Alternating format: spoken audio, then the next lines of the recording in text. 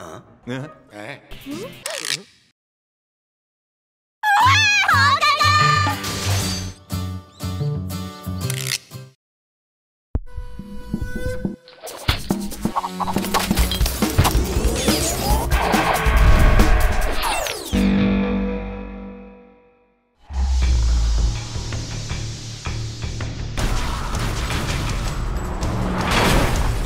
Get the hell out of here.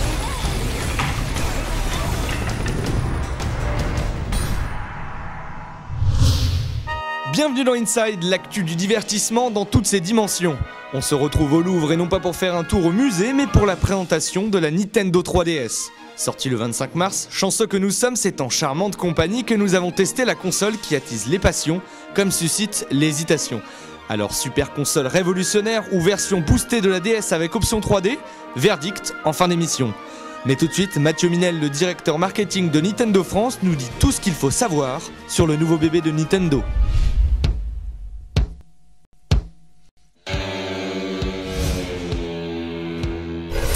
Alors la différence avec la nouvelle génération de consoles qu'on va sortir dès le 25 mars, c'est effectivement que c'est basé sur l'ADN de la Nintendo DS, la Nintendo 3DS, c'est-à-dire qu'il y a toujours un écran tactile qui est l'écran du bas, mais par contre on a changé l'écran du haut qui est un écran 16 neuvième et c'est surtout un écran 3D sans lunettes. Donc on a rajouté un petit curseur à côté de l'écran 3D qui s'appelle le curseur 3D qui va, vous voyez il est allumé en vert, qui va à ce qu'on voit comme image maintenant pour pouvoir la filmer, c'est-à-dire de la 2D traditionnelle pure et dure, jusqu'à ce qu'on monte de façon analogique au degré de précision qu'on veut, jusqu'à de la 3D la plus parfaite possible.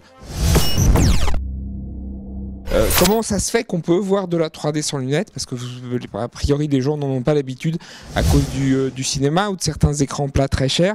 C'est simplement qu'on utilise une technologie qui s'appelle les barrières de parallaxe qui permet donc d'envoyer sur un seul et même écran une image sur votre œil droit et une image sur votre œil gauche qui, grâce à un effet de perspective, crée soit de la profondeur, soit des effets de jaillissement. Vous avez l'impression qu'un personnage ou un élément du décor sort de la console véritablement.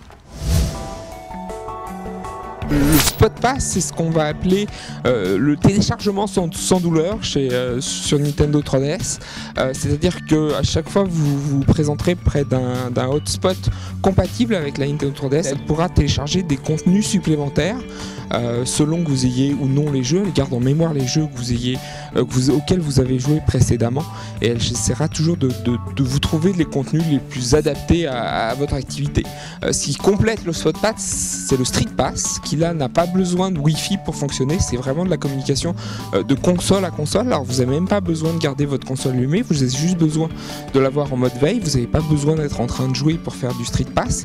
Le meilleur exemple pour le moment c'est Super Street Fighter 4 3D édition qui en mode Street Pass permet des combats virtuels, c'est-à-dire que vous collectionnez des figurines grâce à votre performance en mode solo et ces figurines ont certaines statistiques qui vont faire que votre renommée au niveau mondial des joueurs de Nintendo 3DS, sans que vous ayez besoin de vous battre, sans que vous ayez besoin de faire plus d'efforts que ce que vous fournissez d'habitude avec vos jeux, vous permettre de faire des collections et d'agrandir votre renommée en gagnant ou en perdant des matchs contre les autres possesseurs de Super Street Fighter 4. Et notre verdict, on est séduit. Intrigué, voire même sceptique au départ sur le dispositif de la 3D sans lunettes, je peux maintenant vous dire que ça fait son effet. Coup de cœur pour les jeux de réalité augmentée purement bluffants, et le coup du dragon qui surgit d'une carte posée sur la table, ça s'oublie pas.